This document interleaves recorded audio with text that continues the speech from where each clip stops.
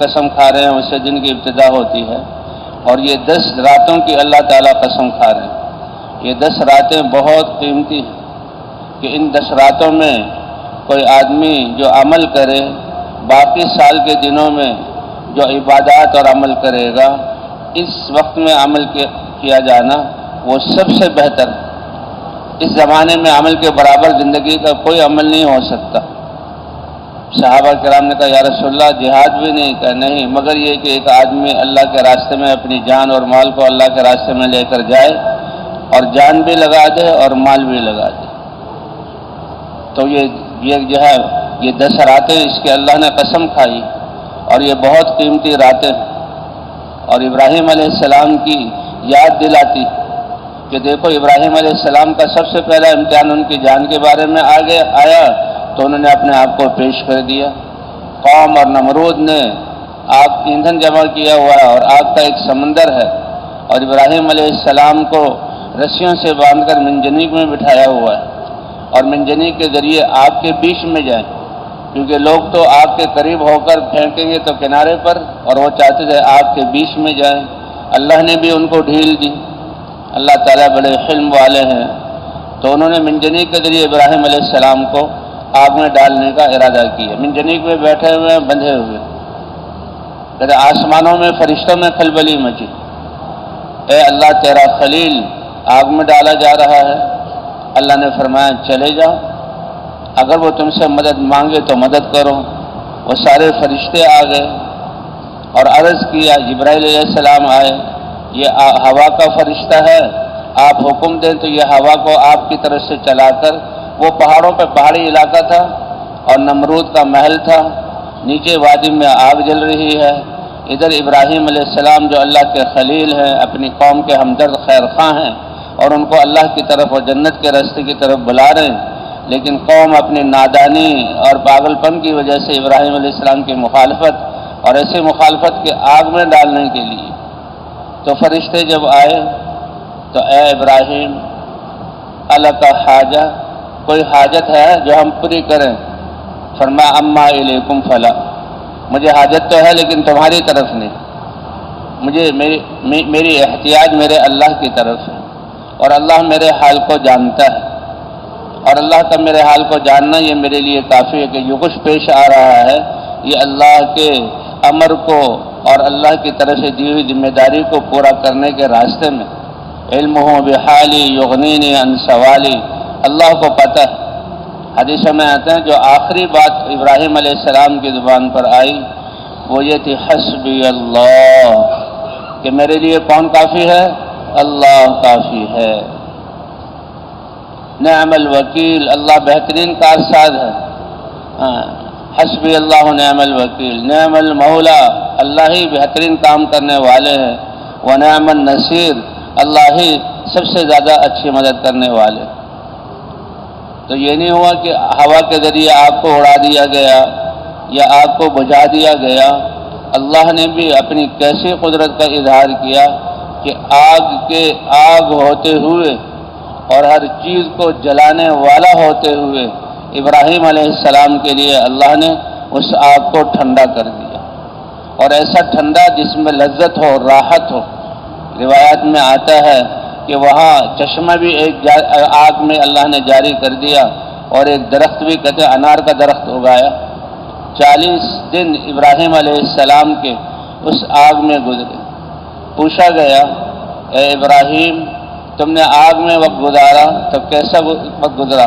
کہ میری زندگی، اور آپ نے محلات میں بھی وقت گزارا، کہ میری زندگی کے سب سے زیادہ خوشگوار اور راحت والے ایام وہ تھے جو آگ میں اللہ نے راحت پہنچائی۔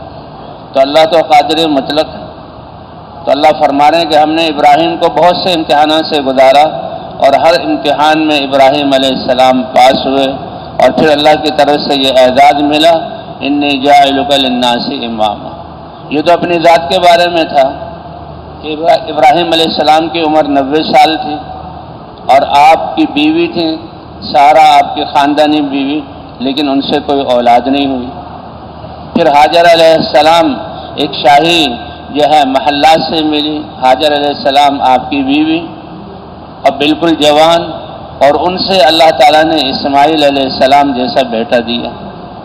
کتنا عظیم بیٹا کہ جس کی پشت میں وہ نور ہے جو سب سے آخر میں نبیوں کے سردار حضرت محمد صلی اللہ علیہ وسلم کی صورت میں دنیا میں تشریف لائیں گے. اللہ ان کو بھیجیں گے سارے انسانوں کی طرف. تو اتنا پیارا بچہ اللہ نے حکم دیا، اے ابراہیم اپنی اس بیوی، جوان بیوی کہ جس سے یہ اتنی بڑی عمر میں بچہ پیدا ہوا اور یہ عظیم بچہ، اللہ کے حکم پر ان دونوں کو لے کر چلو، کیونکہ یہ قربانی کی عید آ رہی ہے اور یہ وہی زمانہ ہے اور یہ 10 دن اور راتیں وہی ہیں جس کی اللہ قسم کھا رہے ہیں. والفجر ولیال عشر والشفع والوتر. اللہ فرماتے ہیں قسم ہے فجر کے وقت کی اور قسم ہے ان 10 راتوں کی، یہی ذی الحجہ کی 10 راتیں جس کی اللہ قسم کھا رہے ہیں. کتنا بڑا کہتے ہیں ان دنوں میں جو اعمال کیے جائیں تو باقی زندگی میں جو اعمال کیے جائیں ان دنوں کے اعمال قیمت کے اعتبار سے اس سے زیادہ ہیں. تو ابراہیم علیہ السلام اللہ کے حکم پر شام میں رہ رہے ہیں اور شام کا علاقہ باغات والا ہے، چشموں والا ہے، ٹھنڈی ہوائیں ہیں، آبادی ہے اور لوگ ہیں. بلاد مبارکہ اس کو کہا جاتا ہے. اور ابراہیم علیہ السلام کا امتحان یہ ہے کہ اپنی بیوی بچوں کو لو اور اس علاقے کو چھوڑو اور جہاں اللہ کا حکم ہو وہاں جا کر چھوڑ. ابراہیم علیہ السلام لے کر چلتے ہیں اور اردن کے میدانوں سے گزرتے ہیں. پھر حجاز کے سنگلاخ پہاڑ آتے ہیں اور ان پہاڑوں میں زندگی کے، انسان کی زندگی کے تو کیا، جانوروں کی زندگی کے آثار بھی نہیں. اور جانور کی زندگی تو کیا، زمین میں کوئی سبزہ بھی اگنے والا نہیں، وادن غیر ذی زرع. لیکن پالنے والی ذات کس کی ہے؟ اللہ کی ہے. اور کس کے حکم پر لے جا رہے ہیں؟ اللہ کے حکم پر لے جا رہے ہیں. اب مہینے کا سفر ہے اور راستے میں اترنا، بیوی بچوں سے بات، ابراہیم اسماعیل علیہ السلام کو لینا، بیوی سے بات کرنا، یہ سب جو ہے سلسلہ چل رہا ہے.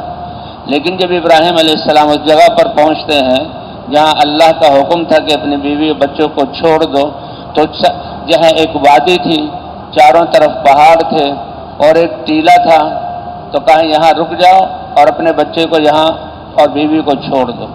ابراہیم علیہ السلام رکے، بیوی کو اتارا، بچے کو حوالے کیا.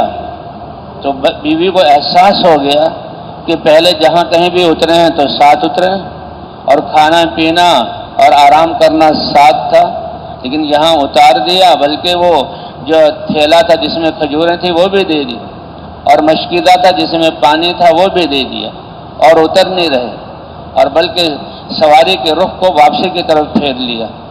تو سمجھ گئی کہ ابراہیم علیہ السلام تو ہمیں چھوڑ کر جا رہے ہیں. لیکن ابراہیم علیہ السلام نے جو اس عرصے میں جو ہے تربیت کی تھی، اور انسان کی تربیت کیا ہے کہ ساری چیزوں سے، اسباب سے، شکلوں سے یقین نکل کر اللہ کی ذات پر یقین آ جائے کہ یہ سارے نقشے مخلوق ہیں، اللہ نے پیدا کیے ہیں، اللہ ان کو چلا رہے ہیں اور اس میں جو نفع نقصان ہے اللہ نے رکھا ہے اور اللہ ہی کی چاہت اور امر سے یہ چیزیں فائدہ پہنچاتی ہیں اور اللہ ہی کے امر سے یہ نقصان دینے والی چیز نقصان پہنچاتی ہے. تو اصل کرنے والی ذات کس کی ہے؟ یہی ایک سرمایہ ہے اور یہی سب سے بڑا جو ہے انسان کی کامیابی کا راز ہے، لا الہ الا اللہ. تو جب ابراہیم علیہ السلام چلنے لگے تو ایک فطری سوال تھا، اے ابراہیم ہمیں یہاں چھوڑ رہے ہو، کیوں چھوڑ رہے ہو، کس بنا پر چھوڑ رہے ہو؟ لیکن ابراہیم علیہ السلام کو بات کرنے کی اجازت نہیں، کیونکہ یہ وہی ایام ہیں، یہ 10 دن ذی الحجہ کے کہ جس میں یہ ابراہیم علیہ السلام کو اللہ نے حکم دیا، تو بہرحال اجازت نہیں بات کرنے کی. تو خود ہی خیال آیا کہ یہ تو اللہ کے نبی ہیں اور اللہ کے امر کے بغیر کچھ کام نہیں کرتے. پوچھا اللہ امرک بہذا، کیا اللہ نے آپ کو اس بات کا حکم دیا ہے کہ میں جوان عورت اور آپ کی وہ بیوی کے جس کی کوکھ سے ایک بچہ پیدا ہوا اور یہ خوبصورت بچہ اور شام کی آبادی اور شام کے باغات اور شام کی نہروں اور شام کی ٹھنڈی ہواؤں اور سایوں میں رہنے والے وہاں سے نکال کر یہاں چھوڑا؟ کتنا عجیب یہ معاملہ ہے. اللہ امرک بہذا، کیا اللہ نے آپ کو حکم دیا ہے؟ تو زیادہ بات کرنے کی اجازت نہیں تھی. سر سے اشارہ کیا اور کہا نعم، اشار برأسہ وقال النعم، ہاں کا اشارہ کیا اور زبان سے نام کہہ دیا. نام کا عربی لفظ ہے اس کا ترجمہ جی ہاں. تو فوراً ان کے قدم رک گئے. کہ اللہ کے امر سے مجھ جوان عورت کو اور میرے اس دودھ پیتے بچے کو آبادی اور زندگی کے وسائل سے اتنی زیادہ دور چھوڑ رہے ہو تو ٹھیک ہے. اذن لا یضیعن اللہ، اللہ کے امر پر میرا یہاں ٹھہرنا اور آپ کا اللہ کے امر پر مجھے چھوڑنا، اللہ کے حوالے کرنا، اللہ ہمیں ضائع نہیں کریں گے. جیسے ابراہیم علیہ السلام نے اس وقت کہا حسبی اللہ نعم الوکیل، میرے لیے کون کافی ہے؟ اللہ. وعلی اللہ فلیتوکل المتوکلون وعلی اللہ فلیتوکل المؤمنون. سہارا دیا جاتا ہے، بھروسہ کرنے والے بھروسہ تو اللہ پر بھروسہ کرتے ہیں. اور انسانوں میں سب سے اعلیٰ ایمان والے، اللہ کو پہچاننے والے، سب سے اونچے سرمایے والے، ایمان والے اللہ پہ بھروسہ کرتے ہیں. حدیث پاک میں آتا ہے لو انکم تتوکلون علی اللہ حق توکلی لرزقکم کما یرزق الطیر. اگر تم اللہ پر ایسا بھروسہ کر لو جیسا بھروسہ کرنے کا حق ہے تو اللہ تعالیٰ تمہیں بھی ایسے ہی پالیں گے جیسے اپنے ان خوبصورت پرندوں کو پالتے ہیں. ان کی کوئی حکومتیں بادشاہتیں نہیں، نہ ان کے پاس وزارتوں کے عہدے ہیں، نہ ان کے پاس تجارت کی منڈیاں ہیں، نہ ان کے پاس کھیت ہیں کہ جس میں وہ کھیتی کرتے ہوں، ہل چلاتے ہوں، نہ ان کے پاس مزدوری ہے کہ عمل کرتے ہوں. وہ تو اللہ کی مخلوق ہیں اور ان کے دل ایسے صاف اور پاکیزہ اللہ پر بھروسہ ہے. فرمایا اگر تم جیسے اللہ پر جو ہے بھروسہ کرنے کا حق ہے بھروسہ کرو تو اللہ تمہیں بھی عافیت کے ساتھ، آسانی کے ساتھ اور سہولت والا رزق عطا فرمائے جیسے کہ ان جانوروں کو رزق عطا فرماتے ہیں. اور یہ توکل ایمان کے بقدر ہوتا ہے، یہ توکل ایمان کے بقدر ہوتا ہے. تو حاجر علیہ السلام کیا فرما رہی ہیں؟ آپ جائیے، اذن لا یضیعن اللہ، اللہ ہمیں جو ہے ضائع نہیں کرے گا. تو ابراہیم علیہ السلام، حضور صلی اللہ علیہ وسلم نے فرمایا تم اپنے باپ ابراہیم علیہ السلام کی ملت پر ہو. اور ابراہیم علیہ السلام کے بارے میں اللہ تعالیٰ فرما رہے ہیں کہ ہم نے ابراہیم علیہ السلام کو کتنے امتحانوں میں ڈالا اور یہ ایسے عظیم نبی اللہ کے خلیل ہر امتحان میں پاس ہو گئے کہ جب آگ میں ڈالا جانے لگا اس وقت بھی کہا حسبی اللہ نعم الوکیل. اور جب حکم ہوا کہ اپنی بیوی اور اس کی کوکھ سے پیدا ہونے والا بچہ جو 90 سال کی عمر میں ملا ہے اور آپ کو اس سے کتنی محبت ہے اور یہ بچہ کتنی عظمتوں والا ہے، اس بیوی کو اور بچے کو زندگی کے نقشوں سے اور اسباب سے دور چھوڑاؤ. ابراہیم علیہ السلام مہینہ بھر لے کر چلے ہیں اور وہاں چھوڑ کر آ گئے. اور ابھی تو امتحان باقی ہیں اور اللہ نے ان امتحانات کا ذکر کیا ہے. اور اللہ پھر ہمیں یہ فرماتے ہیں کہ اے امت محمدیہ تمہیں بھی میں آزماؤں گا، تم پر بھی امتحان آئے گا. جی ہاں، وَلَنَبْلُوَنَّكُمْ، ہم البتہ ضرور بضرور آزمائیں گے. یہ دنیا راحت کے ساتھ گزار دو اور مزے میں گزار دو، یہ اس کے لیے نہیں ہے. دنیا تو دار الابتلاء ہے، دنیا تو دار العمل ہے، دنیا تو اپنے اللہ کے امر پر اپنے آپ کو تھکانے کے لیے ہے. تھوڑا سا وقت ہے، باقی آسائشیں جو پوری ہوں گی. دنیا اس کی جگہ ہی نہیں. یہ بہت چھوٹا سا برتن ہے، یہ بہت تھوڑا سا عرصہ ہے. یہاں انسان زندگی چاہتا ہے، موت ہے. یہاں انسان صحت چاہتا ہے، یہاں بیماری بھی آتی ہے. یہاں انسان خوشی چاہتا ہے، یہاں غمی بھی آتی ہیں. یہاں انسان جوانی چاہتا ہے، یہاں بڑھاپا بھی آتا ہے. یہ حالات کی جگہ ہے، یہ راحت اور آرام کی جگہ نہیں. وہ اللہ نے آخرت بنائی ہے، بہرحال اس کی تیاری کے لیے اللہ نے یہاں بھیجا. اور وہ تیاری کیا ہے کہ اللہ کی دی ہوئی صلاحیتوں اور جسم اور نعمتوں کو اللہ کے حکم پر استعمال کر لو. بھائی جس کی دی ہوئی نعمت ہے، جس کی دی ہوئی امانت ہے، اسی کے مطابق جو ہے وہ عمل کیا جاتا ہے. ایک صحابی، ان کے گھر میں ایک بچہ، وہ سفر میں گئے اور جب واپس آئے تو بچے کا انتقال ہو چکا تھا. یہ اللہ کے راستے سے آ رہے تھے. تو جب ایمان ہوتا ہے اور اللہ کے احکام سے پلنے کا یقین تو کیسے ایک دوسرے کے ہمدرد اور خیر خواہ. اب ایک تو یہ کہ اچھا تم اللہ کے راستے میں گئے اور بچے کو بیمار چھوڑ گئے اور دیکھا کہ بچہ مر گیا اور پھر واویلا، تو یہ ناکامی اور ناسمجھی والی زندگی ہے۔ کہ خاوند اللہ کے راستے میں گیا ہوا ہے تو بہت بڑی سعادت ہے، اور بچہ یہ اللہ کی امانت ہے، اور اللہ جب چاہیں بلا لے۔ تو کہتے ہیں خاوند کہ اللہ کے راستے سے آ رہے ہیں اور تھکے ہوئے ہیں، اور کتنی مشقتوں اور مجاہدوں کے بعد اب ایسوں کو تو اب یہ ہوتی ہے صحیح سمجھ۔ ان کے لیے وہ تیار ہوئیں اور ان سے ملاقات ہوئی، اور پھر بچے کے انتقال کا کس خوبصورت پیرائے میں ان کو خبر دی۔ کہا یہ بتاؤ کہ کوئی آدمی کسی کو کوئی امانت دے اور کچھ عرصے بعد اس امانت کو لینے کے لیے آ جائے، بھائی میری امانت دے دو، تو تمہارا کیا خیال ہے؟ کہ جس کی امانت ہے جب وہ امانت لینے آیا ہے تو امانت کا تو بہت خیال کیا جاتا ہے۔ ایمان کی علامت ہے کہ کسی کے پاس امانت رکھی جائے تو اس کی حفاظت کی جائے۔ امانت میں خیانت کرنا یہ نفاق کی نشانی ہے۔ تو جب امانت لینے آئے تو دے دو۔ تو کہا سن لو، اللہ نے وہ بچہ بطور امانت کے دیا تھا، اور آج اللہ نے وہ امانت اپنے پاس واپس بلا لی ہے۔ اتنے اچھے انداز میں خاوند کو جو ہے وہ یہ خبر دی۔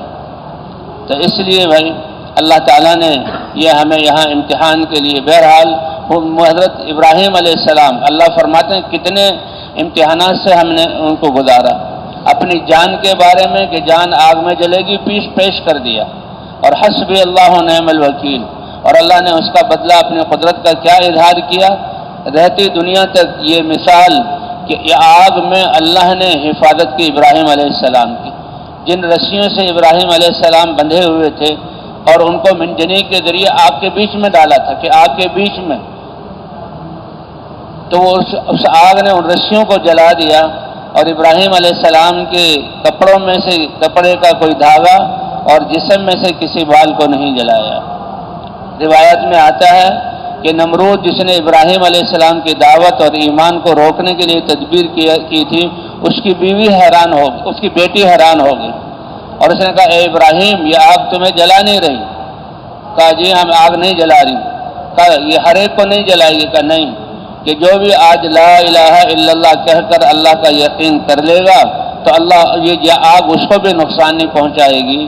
تو روایات میں آتا ہے یہ نمرود جو ابراہیم علیہ السلام کی دعوت کو ختم کرنے کے لیے ساری کوشش کر رہا ہے، اس کی بیٹی نے بھی کلمہ پڑھا اور ایمان والی بن گئی۔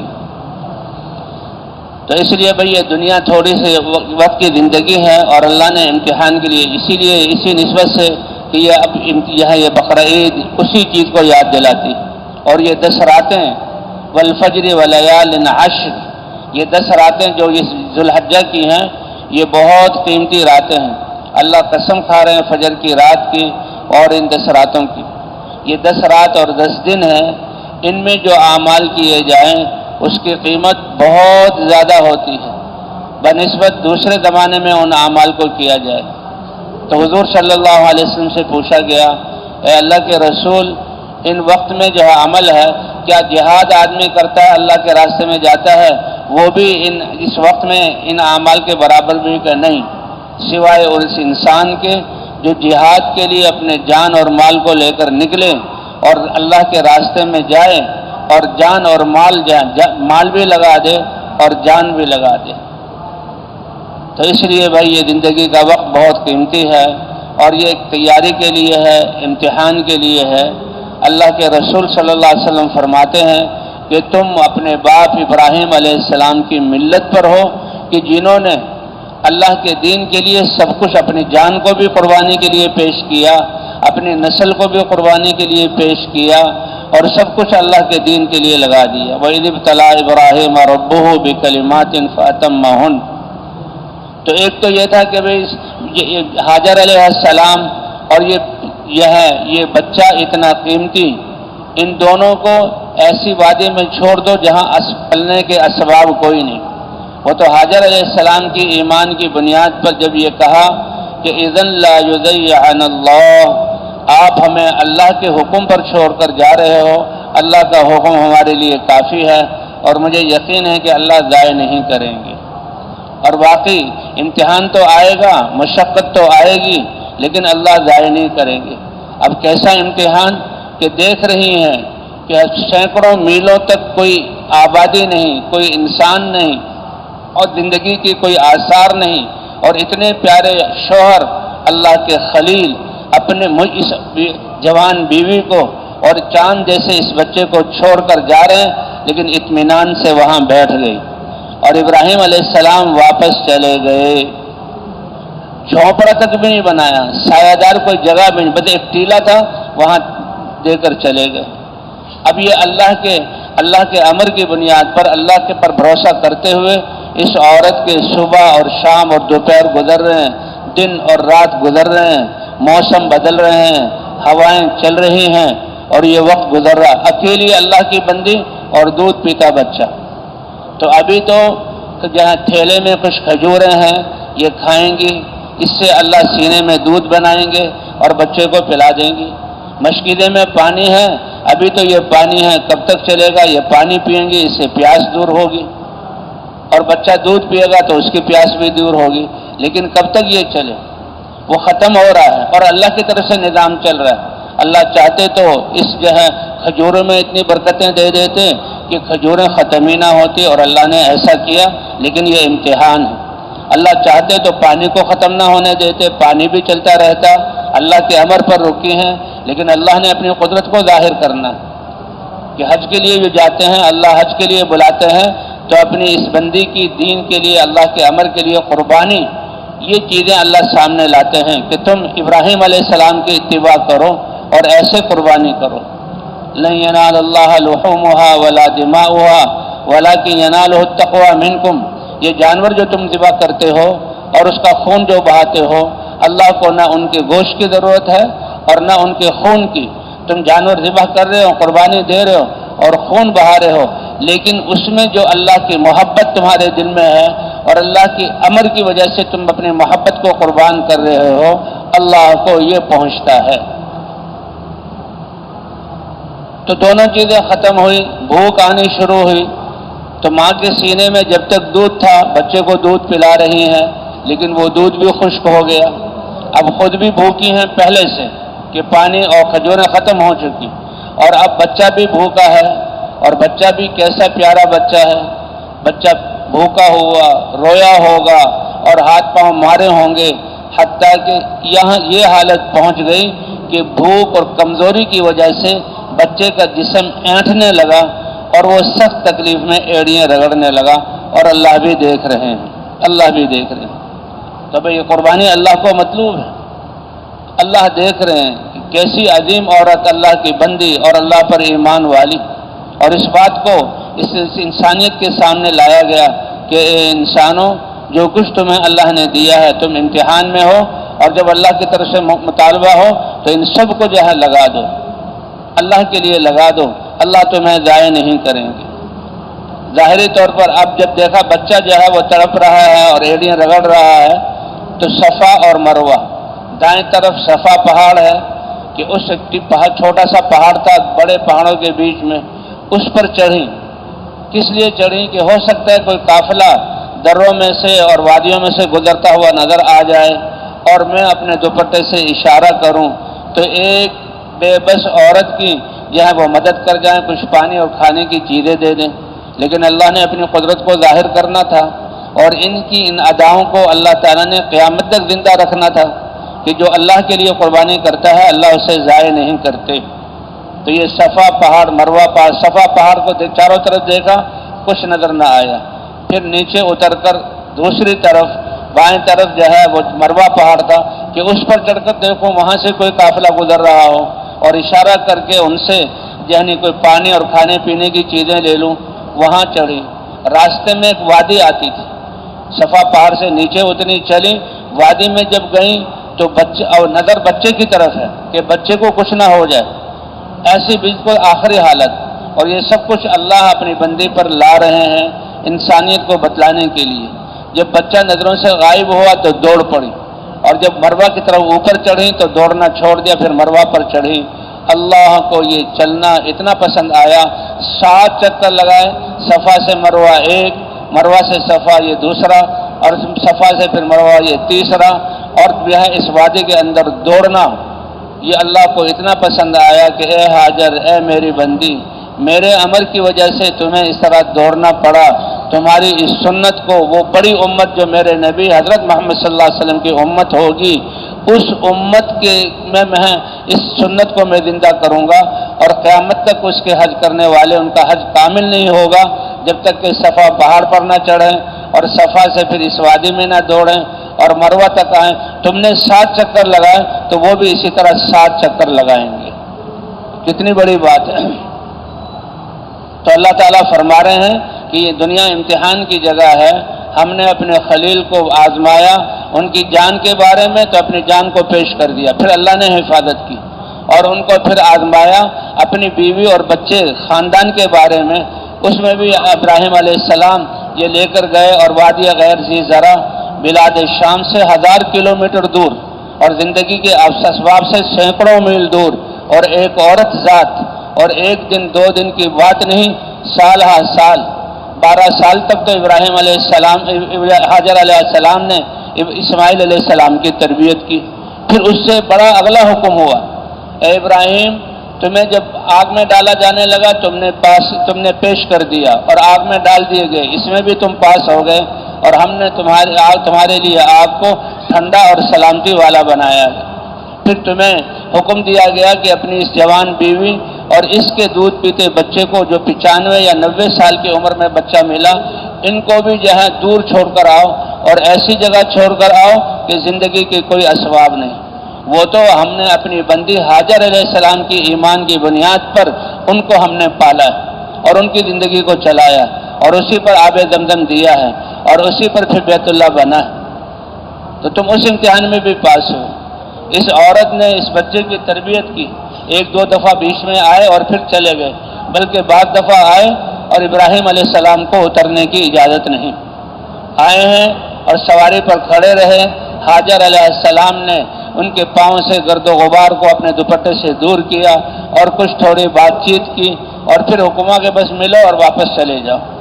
کیا منظر ہوگا، کیا جذبات ہوں گے، لیکن قربان جائیں ہاجر علیہ السلام کے، قربان جائیں ابراہیم علیہ السلام کے، کہ اللہ کے امر پر سب کچھ قربان کیا، اور ہمیں اس بات کو محفوظ کیا گیا قرآن اور حدیث کے ذریعے، اس امت کو جہاں بتایا گیا کہ تم بھی انہی کی ملت پر ہو، دیکھو میرے دین کے لیے ایسے قربانی کرنا جیسے میرے خلیل ابراہیم علیہ السلام نے قربانی کی۔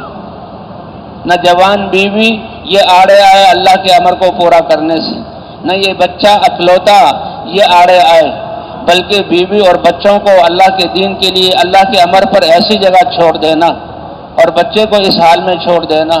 اور پھر اس سے بڑا حکم کہ اللہ تعالیٰ نے ابراہیم علیہ السلام کو خواب دکھایا۔ حضرات انبیاء کرام کا خواب وحی ہوتی۔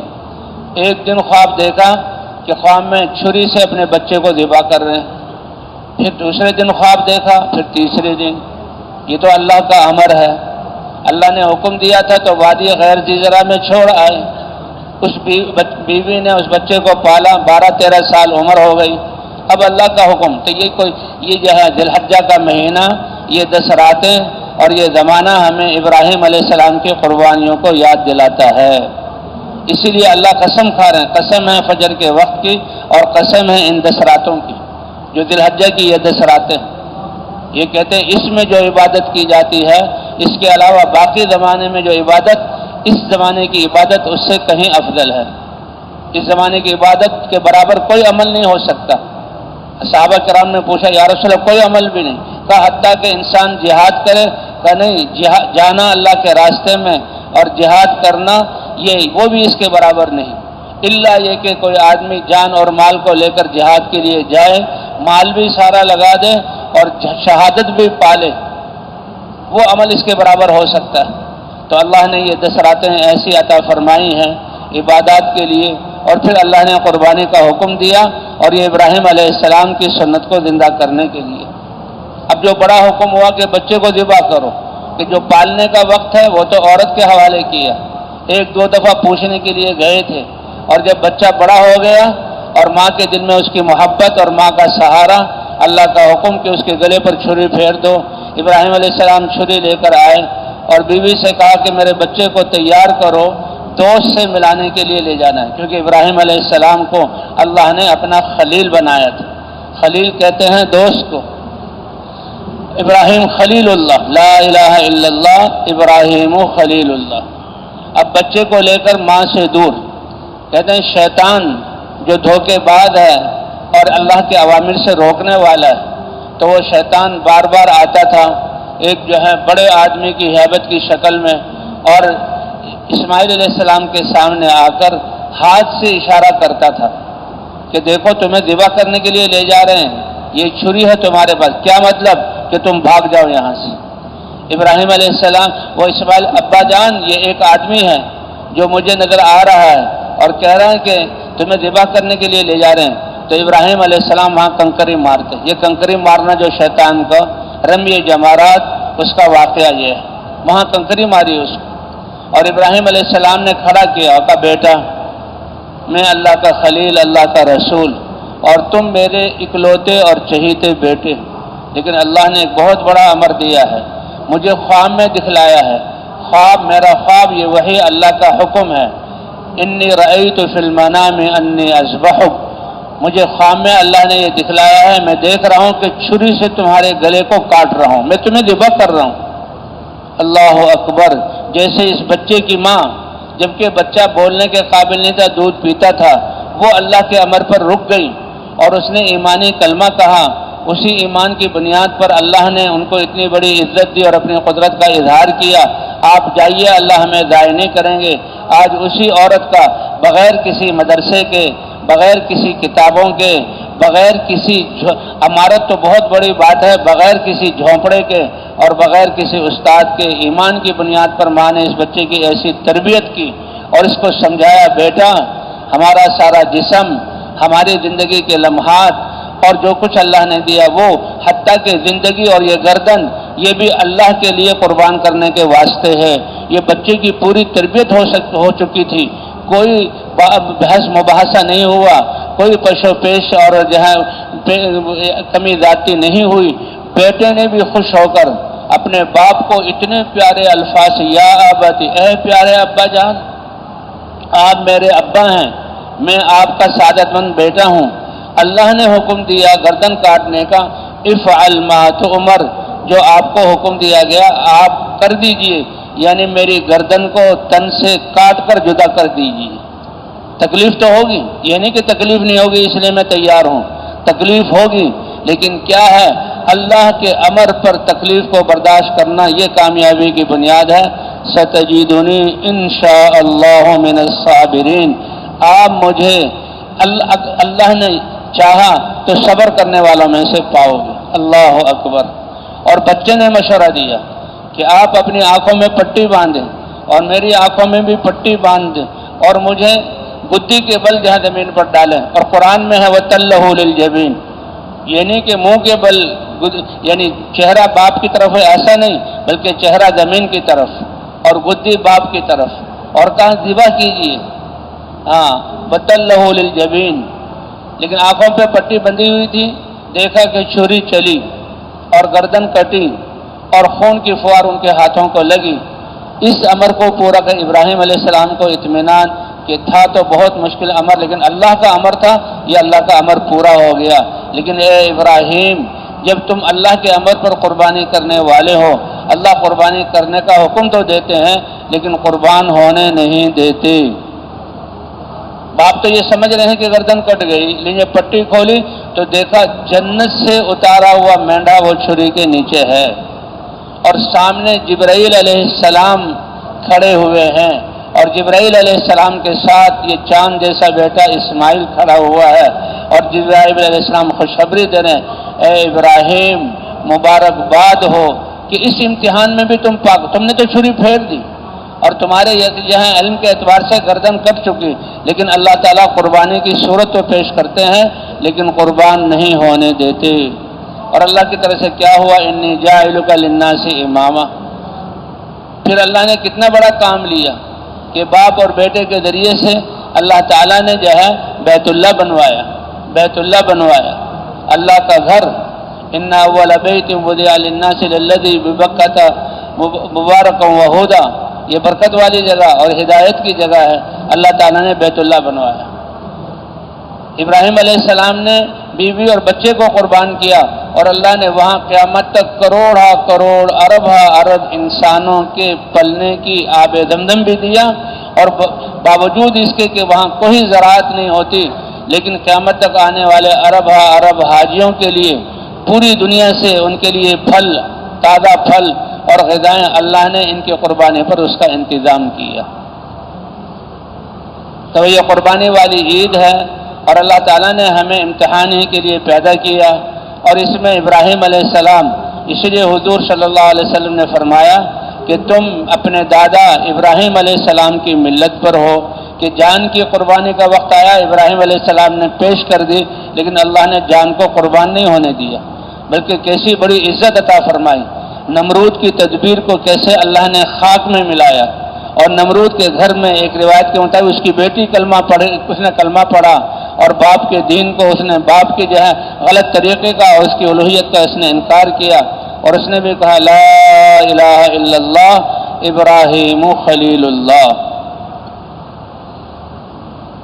تو اس طرح اللہ نے نبیوں کو بھیجا، اور حضرات انبیاء کرام کی تعلیم یہی تھی، اور اللہ بھی قرآن پاک میں فرما رہے ہیں انا جعلنا ما علی الارض زینۃ لها لنبلوہم ایہم احسن عملا، کہ جو کچھ یہ روئے زمین ہے اس کو ہم نے پتھر کے پہاڑوں سے اور ریت کے صحراؤں ٹیلوں سے اور میدانوں اور نباتات سے اور پانی سے ہم نے اس کو مزین کیا۔ انا جعلنا ما علی الارض زینۃ لها، یہ زمین کی زینت ہے، لیکن یہ سب کچھ کے بہت بڑے مقصد کے لیے، انسان کے امتحان کے لیے، کہ امتحان کے بعد پاس ہونے والے کو شرافت اور عزت ملتی ہے،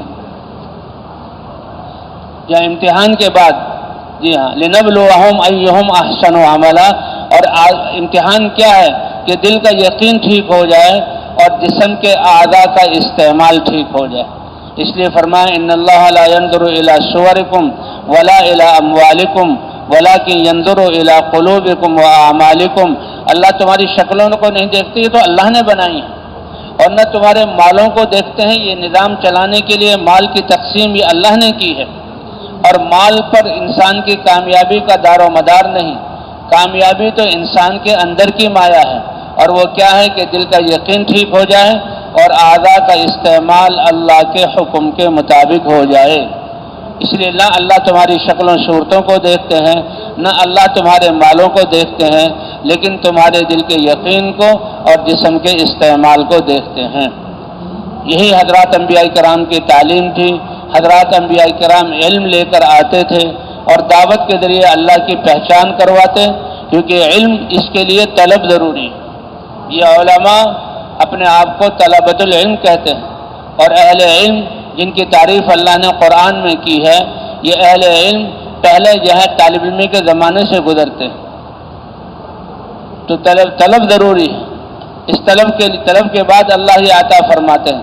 حضرات انبیاء کرام علم لے کر آئے، دعوت کے ذریعے اللہ کا تعارف کرایا، اور پھر اللہ والے علم کی طلب ہوئی اور نبیوں سے وہ علم حاصل کیا، اپنی زندگی کو اللہ کے احکام والا بنایا۔ اللہ زمانے کو گواہ بناتے ہیں کہ زمانے سے پوچھو اور زمانے کی خوردبین اور دیوڑبین لگا کے دیکھو، آدم علیہ السلام سے لے کر تمہارے زمانے تک جتنی قومیں، قبائل اور جتنے قسم کے لوگ آئے، کامیاب کون ہے اور ناکام کون ہے؟ الا الذین آمنوا، کامیابی کے لیے سب سے بنیادی اور پہلی شرط اللہ کی ذات پر ایمان۔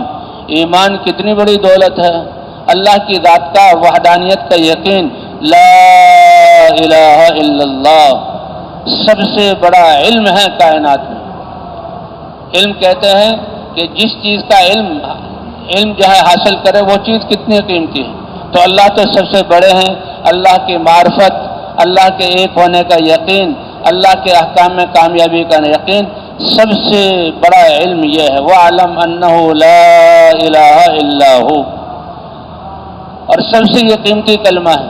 اسی لیے حضرت موسیٰ علیہ السلام کی حدیث میں جو آتا ہے کہ اللہ تعالیٰ نے فرمایا اے موسیٰ، ساتوں زمین، ساتوں آسمان اور عرش معلیٰ سے لے کر تحت ثری کر ساری کائنات اور ان فضاؤں میں جو کچھ ہے، سب کو لے کر ترازو کے ایک پلڑے میں رکھ دیا جائے اور لا الہ الا اللہ کو دوسرے پلڑے میں رکھ دیا جائے تو لا الہ الا اللہ کا پلڑا بھاری ہو جائے گا۔ اس لیے یہی بنیاد ہے، اور سارے انبیاء اسی کو دعوت کو لے کر آئے، اور لا الہ الا اللہ کی دعوت ہی سے اللہ کا عشق اور اللہ کی محبت دل میں آئی، اور جب اللہ کی محبت دل میں آئی، اللہ کے حکم پر اور بنائے ہوئے دستور زندگی پر چلنا آسان ہوا، اور اللہ نے کہا ہم نے ہمیشہ ایمان والوں کو زمین کا وارث بنایا، اور ایمان والوں کے وجود میں آنے پر ہم نے کتنی بڑی بڑی طاقتوں کو نیست اور نابود، باطل اور طاغوتی طاقتوں کو نیست و نابود کر دیا۔ اللہ ایک آیت میں کہ کسی قوم کو ہم نے ہوا کے ذریعے ہلاک کیا، حالانکہ ہوا انسان کی زندگی کے لیے کتنی ضروری ہے۔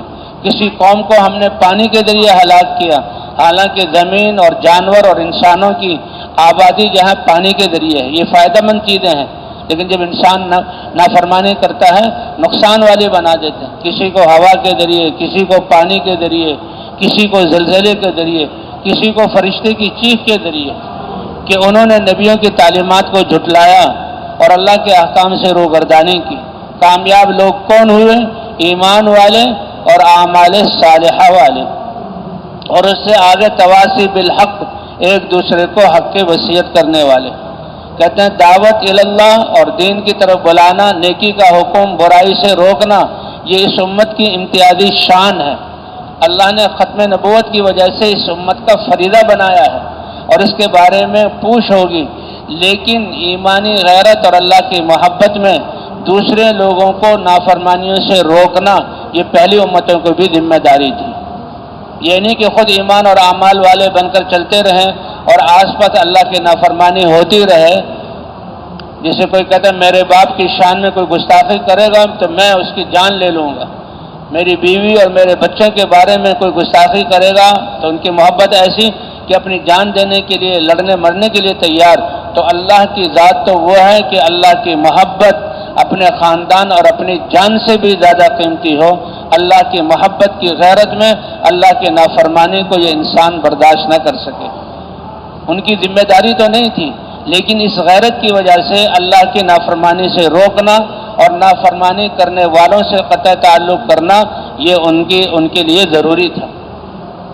اس لیے اور ہماری تو اللہ نے یہ ذمہ داری بنائی، کتنا بڑا فرق ہے۔ اس لیے آتا ہے کہ اللہ تعالیٰ نے جبرائیل علیہ السلام کو حکم دیا، اے جبرائیل یہ فلاں بستی والے نافرمانی میں حد کر گئے، حد سے تجاوز ہو گیا، جسے کہتے ہیں سر سے پانی گزر گیا۔ اب پانی سر سے اوپر ہو جائے تو ہلاکت یقینی ہے۔ تو اے جبرائیل اس بستی کو پلٹ دو، ان کی سزا یہ ہے کہ اپنے پر کے کونے پر ان کو اٹھاؤ اور زمین سے ان کو اکھیڑو اور اوپر کی طرف لا کر پلٹ دو۔ یہ انسان نیچے اور جس زمین کے اوپر رہتے تھے یہ ان کے اوپر۔ اب بھی اردن میں ایک علاقہ ہے وہاں ایک سمندر ہے جس کو بحر مردار کہتے ہیں، اور وہ کیا ہے، کئی قومیں تھیں، کئی بستیاں تھیں جو وہاں بس رہی تھیں، اور لوط علیہ السلام کو اللہ نے نبی بنا کر ان کی طرف بھیجا تھا۔ لوط علیہ السلام یہ ابراہیم علیہ السلام کے بھتیجے تھے، اصل عراق کے رہنے والے تھے۔ یہ ایک نبی ہے جو دوسری قوم کی طرف اور دوسرے قبائل کی طرف نبی بنا کر بھیجے گئے، اور وہ قوم بڑی بے حیائی کے کاموں میں، بڑی انسانیت سے گری ہوئی، جانوروں سے بھی زیادہ گرے ہوئے کام کرنے والی تھی۔ انسان ہوتے ہوئے، انسانی شکل اور انسانی لبادہ ہوتے ہوئے، اگر کوئی انسان کپڑوں کے بغیر کھڑا ہو جائے تو یہ اتنی بڑی انسانی، اتنے بڑے مقدر کر دینے والی اور پریشان کر دینے والی کہ بالکل انسان کے دل پریشان ہو جائیں۔ تو بہرحال لوط علیہ السلام یہاں ان کی قوم نے جب ان کے حکم کو نہ مانا، اللہ نے جبرائیل علیہ السلام کو حکم دیا اور جبرائیل علیہ السلام نے اس زمین کو اٹھایا اور پلٹ دیا۔ اتنا آسمانوں کی طرف لے گئے کہ اس خطے کے کتوں کے بھونکنے کی آواز آسمان دنیا کے فرشتوں نے سنی، اور زمین کو الٹ دیا گیا، اور پھر پتھروں کی بارش ہو گئی، اور اللہ نے اس کو اس کا نام و نشان مٹا دیا۔ تو جبرائیل علیہ السلام کو حکم کہ اس بستی کو پلٹ دو۔ اے اللہ، اس میں تیرا ایک بندہ ہے، اس نے تو اپنا الگ عبادت خانہ بنایا ہوا ہے اور وہ ہر وقت تیری عبادت میں، کہا اسی کے سر پر پلٹو، اکیلا تو عبادت کر رہا ہے اور دیکھ رہا ہے کہ میں اس کا رب میری نافرمانی ہو رہی ہے اور اسی کی برادری اور قوم کے لوگ میری نافرمانی کر کے ناکامی کی طرف جا رہے ہیں، تو اس میں اتنی بھی ہمدردی نہیں، اسی کے سر پہ پلٹ دو۔ تو غیرت ایمانی اور ہمدردی کی وجہ سے ان لوگوں کی بھی ذمہ داری تھی کہ دوسروں کو او بھائیو اللہ کی نافرمانی نہ کرو، ان کو روکیں اور نہ رکنے پر قطع تعلق کریں، نہ رکنے پر قطع تعلق کریں۔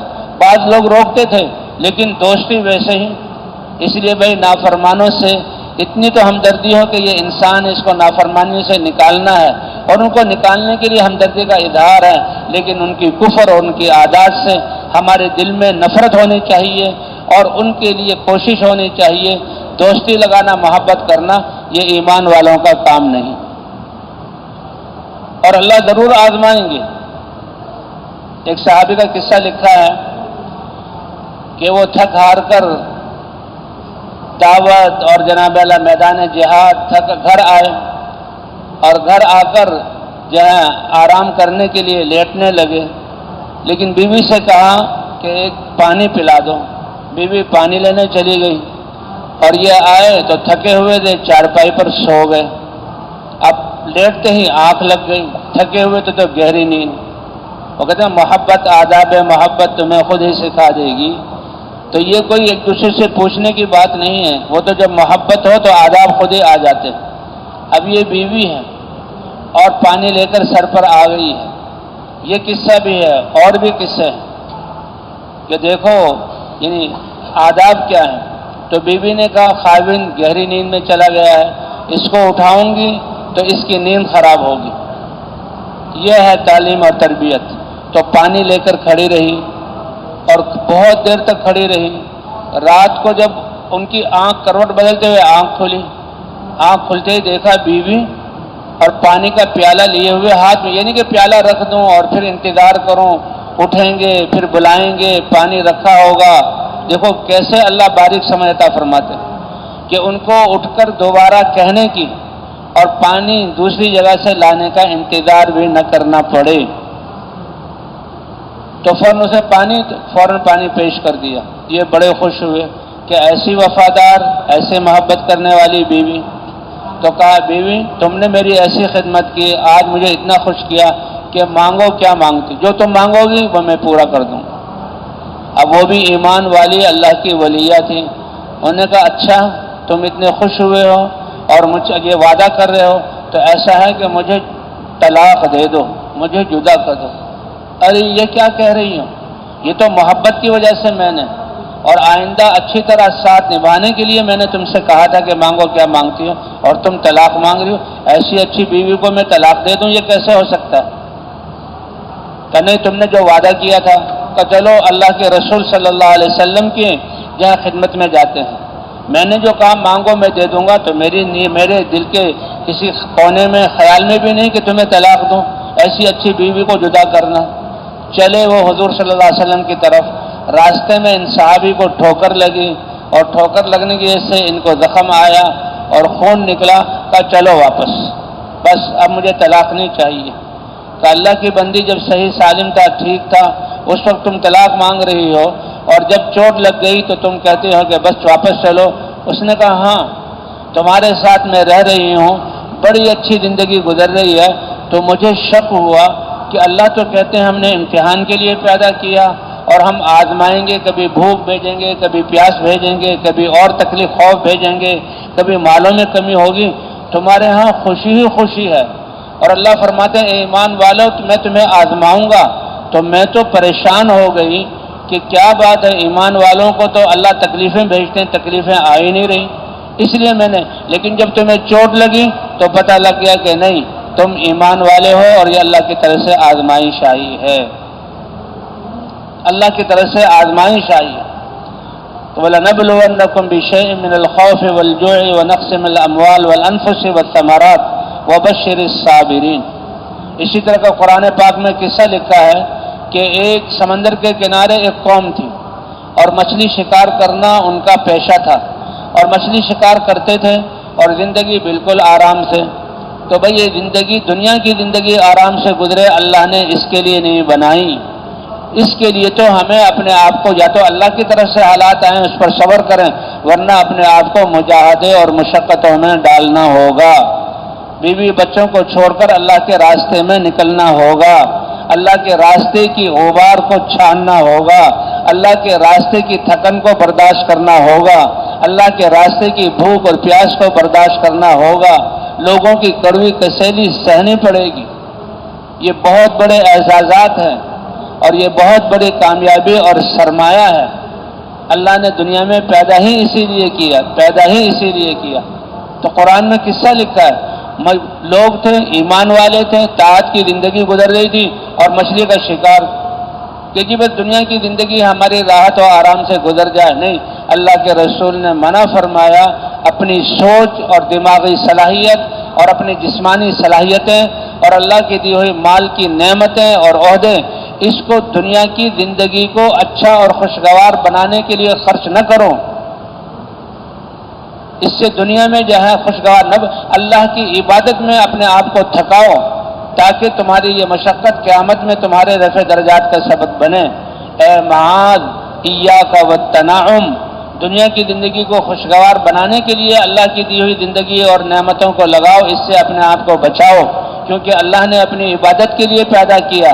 ہم اللہ کے بندے ہیں اور اللہ کی بندگی کرتے ہوئے دنیا میں رہنا چاہتے ہیں۔ وَاعْبُدْ رَبَّكَ حَتَّى يَأْتِيَكَ الْيَقِينُ، اللہ اپنے نبی کو کہہ رہے ہیں کہ عبادت والی تھکاوٹ اور مشقت میں اپنے آپ کو ڈالے رکھیے یہاں تک کہ موت کے ذریعے آپ اس دنیا سے آخرت کی طرف تشریف لے جائیں۔ وَمَا خَلَقْتُ الْجِنَّ وَالْإِنسَ إِلَّا لِيَعْبُدُونَ، انسانوں کو میں نے عبادت کے لیے، اور عبادت کیا ہوتی ہے؟ اپنی تمام جذبات اور خواہشات اور ضروریات کو اللہ کے امر پورا کرنے کے لیے قربان کرنا۔ اللہ تعالیٰ قربانی کی صورت تو لاتے ہیں لیکن قربان نہیں ہونے دیتے۔ ما اريد منهم من رزق وما اريد ان يطعمون، یہ روزی اپنے لیے خود کمائیں، جیسے کہ ماں باپ بچے سے، بیٹا ہم نے تمہاری تربیت کی، تعلیم دی، تمہیں ہنر سکھایا، اب تم اپنی روزی کا بندوبست خود کرو۔ تو اللہ ایسے نہیں، ما اريد منهم من رزق وما اريد ان يطعمون، اللہ کو ماں باپ کہتے ہیں بیٹا ہم بوڑھے ہو گئے، کچھ ہمیں بھی دے دو اور کچھ اپنا بھی گزارا کرو۔ اللہ تعالیٰ فرماتے ہیں نہ میں ان سے رزق چاہتا ہوں اور نہ یہ کہ اللہ کو وہ پیش کریں، بلکہ سب کو رزق دینے والی ذات کس کی ہے؟ اللہ کی ہے۔ اے معاذ ایاک والتنعم، اللہ کی دی ہوئی زندگی اور زندگی کے یہ سانس اور اللہ کی دی ہوئی جسمانی طاقت اور دماغی صلاحیتیں اور جو نعمتیں اللہ نے دی ہیں، دنیا کی زندگی کو خوشگوار بنانے کے لیے خرچ نہ کرنا، اس کو تو سب اللہ کے لیے خرچ کرنے والا بنا دو۔ قل ان صلاتی و نسکی و محیای و مماتی للہ رب العالمین، آپ کہہ دیجئے میری جانیں، مالی اور قولی ساری عبادتیں سب کس کے لیے ہیں؟ اللہ کے لیے۔ قربانی، تو یہ قربانی کی عید ہے اور یہ قربانی کا زمانہ ہے، اور ان 10 راتوں کی اللہ نے قسم کھائی ہے، اور یہ وقت وہی انہی چیزوں کو یاد دلاتا ہے۔ ایک رمضان والی عید ہے اور ایک بقرعید والی عید ہے۔ اے ایمان والو، اللہ تمہارا محبوب ہے اور تم روئے زمین کے سب سے زیادہ عزت اور شرافت والے ہو کہ تم ایمان والے ہو۔ تمہاری یہ زندگی اللہ نے دنیا کو آسائشوں والا بنانے کے لیے نہیں دی، تمہاری یہ زندگی تو اللہ نے اپنے اوامر کو پورا کرنے کے لیے اور مشقتیں جھیلنے کے لیے دی، کہ جو اللہ کا بندہ رہ کر زندگی گزارنا چاہتا ہے وہ اپنی زندگی کو خوشگوار، ہاں اللہ نعمتیں دیں، اللہ نعمتیں دیں گے، اللہ کا وعدہ ہے، اللہ کا وعدہ ہے۔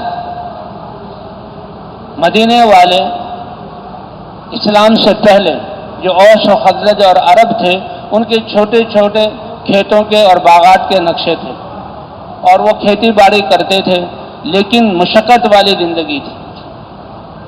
جب حضور صلی اللہ علیہ وسلم کے زیارت کا موقع ملا اور مدینے کے 6 نوجوان اس وقت جبکہ حضور صلی اللہ علیہ وسلم سفر طائف کے بعد قبائل موسم حج میں قبائل کے پاس آتے ہیں اور ان کو دعوت دیتے ہیں اور کیا کہتے ہیں کہ دیکھو میں اللہ کا رسول ہوں، میری اپنی قوم اللہ کے پیغام پہنچانے سے مجھے روکتی ہے اور وہ ناکامی کی طرف جا رہے ہیں، تو تم میں سے کوئی ایسا ہے جو مجھے اپنے علاقے میں لے جائے یووینی مجھے ٹھکانہ دے دے، ینصرنی میری کوئی مدد کر دے تاکہ اللہ کا دین میں انسانوں تک پہنچاؤں، کیونکہ سارے انسانوں کی کامیابی اللہ کے دین میں ہے۔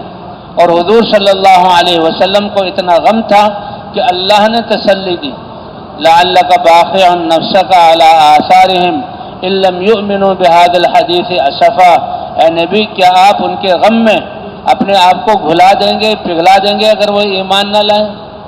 آپ کے ذمے تو جہاں راستہ دکھلانا ہے، باقی راستے تک پہنچانا، ہدایت دینا، یہ اللہ کی ذات ہے۔ لا تکلف الا نفسک، آپ اپنے اعتبار سے دین پر چلیے اور تبلیغ کا کام کیجیے اور ایمان والوں کو ترغیب دیتے رہیے، ایمان والوں کو ترغیب دیتے رہیے۔ تو حضور صلی اللہ علیہ وسلم یہ دعوت دے رہے ہیں۔ تو مدینے کے 6 نوجوان، حضور صلی اللہ علیہ وسلم سے ملاقات ہوئی اور آپ نے ان پر یہ کلمہ پیش کیا۔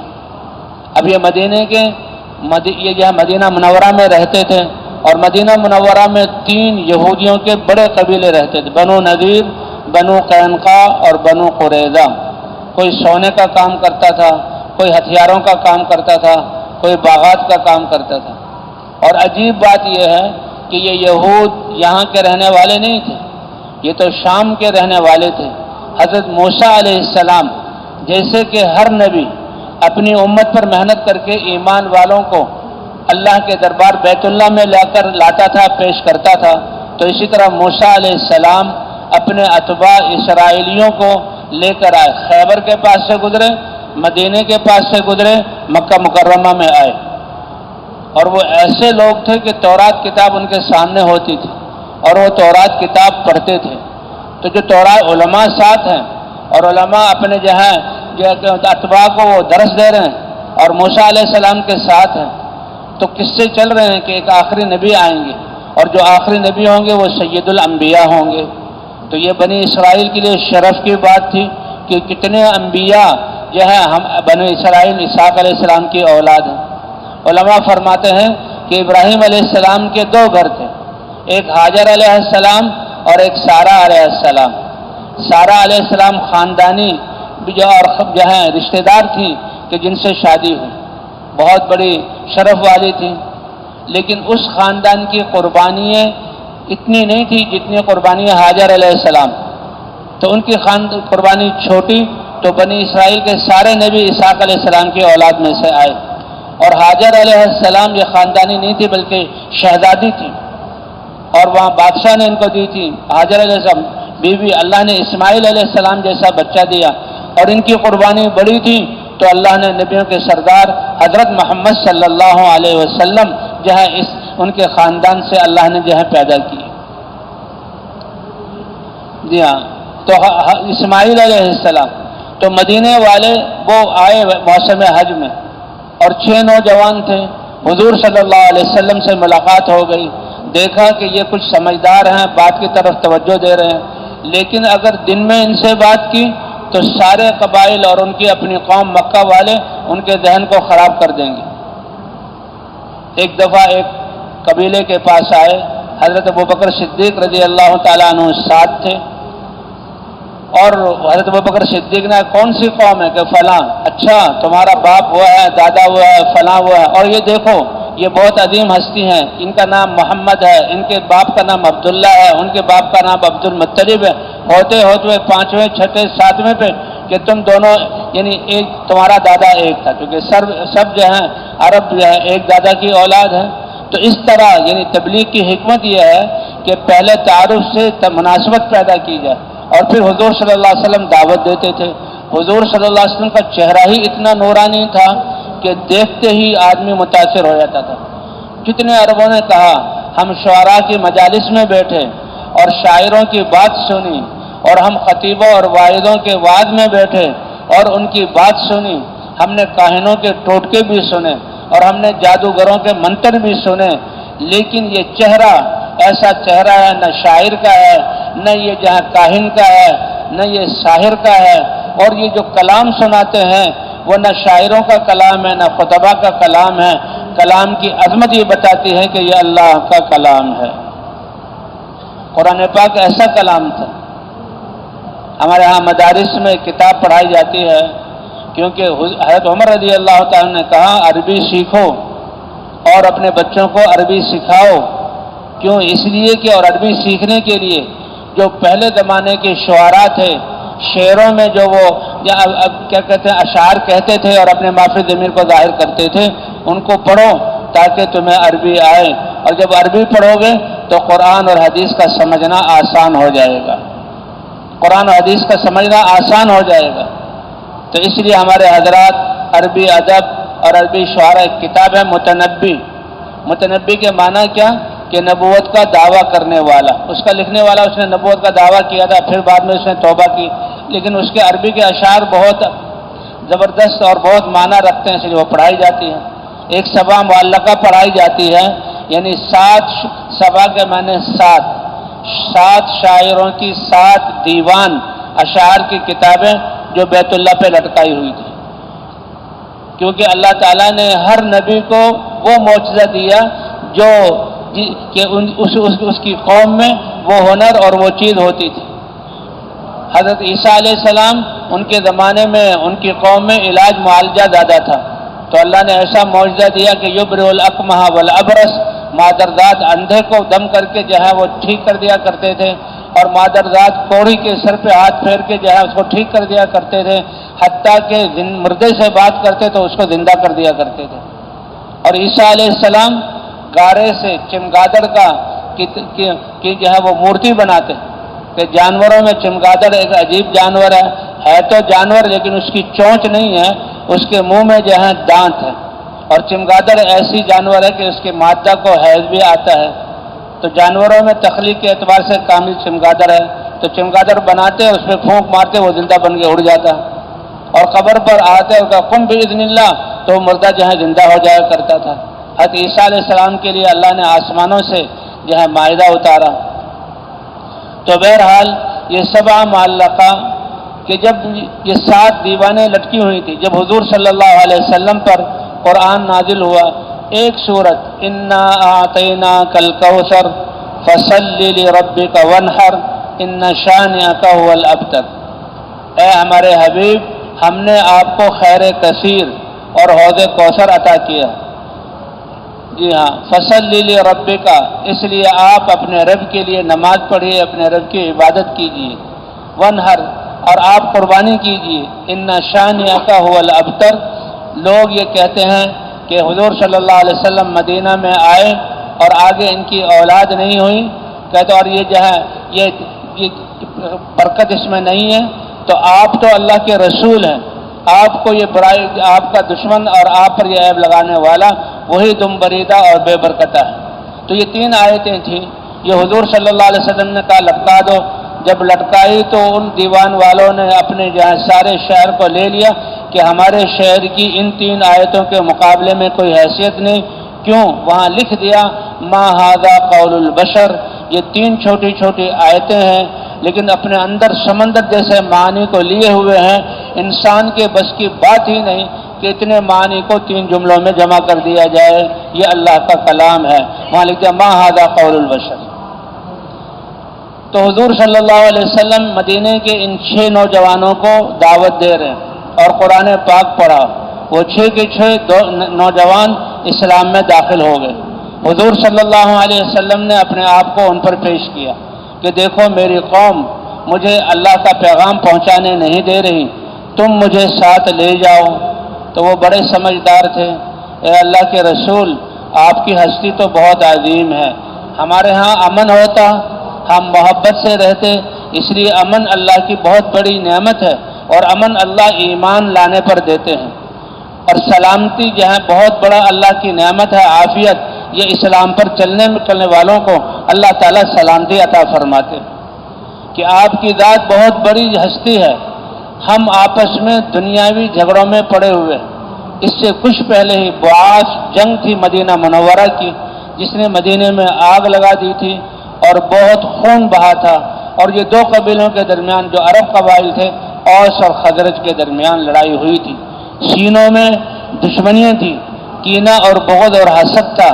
اے اللہ کے رسول آپ کی ہستی کو لے کر جانا یہ بالکل مناسب نہیں ہے، ہاں آپ کا یہ جو کلمہ ہے، دین ہے، اس کو ہم لے کر جائیں گے۔ ان 6 نوجوانوں نے مدینے میں اس دین کی دعوت شروع کی۔ دعوت پہلے پہنچی تو دعوت وہ طاقتور امر ہے کہ جس کی وجہ سے اللہ باطل کو ختم کرتے ہیں۔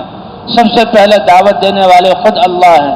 قرآن پاک میں فرماتے ہیں واللہ یدعو الی دار السلام، تمہارا رب خود تمہیں بلاتا ہے سلامتی کے بغیر جنت کی طرف۔ اور اے ایمان والو، تمہیں بھی نبی کی نیابت میں دعوت دی گئی کہ بلاؤ اللہ کی طرف اور اللہ کے احکام کی طرف اور جنت کی طرف۔ کتنی بڑی بات ہے۔ تو وہ 6 نوجوان دعوت کو لے کر مدینہ منورہ آئے۔ ادھر حضور صلی اللہ علیہ وسلم نے باقی 3 سال وہاں دعوت دی اور ادھر مدینہ میں دعوت چل پڑی۔ مدینہ میں دعوت پھیلتی رہی۔ 1 سال بعد مدینے والوں نے پیغام بھیجا، اے اللہ کے رسول، لا الہ الا اللہ پڑھ کر ایمان تو بہت لے آئے، لیکن اسلام کو سیکھنا، اس کے لیے علم کی ضرورت ہے۔ آپ اپنے صحابہ میں سے کسی عالم کو بھیجیے۔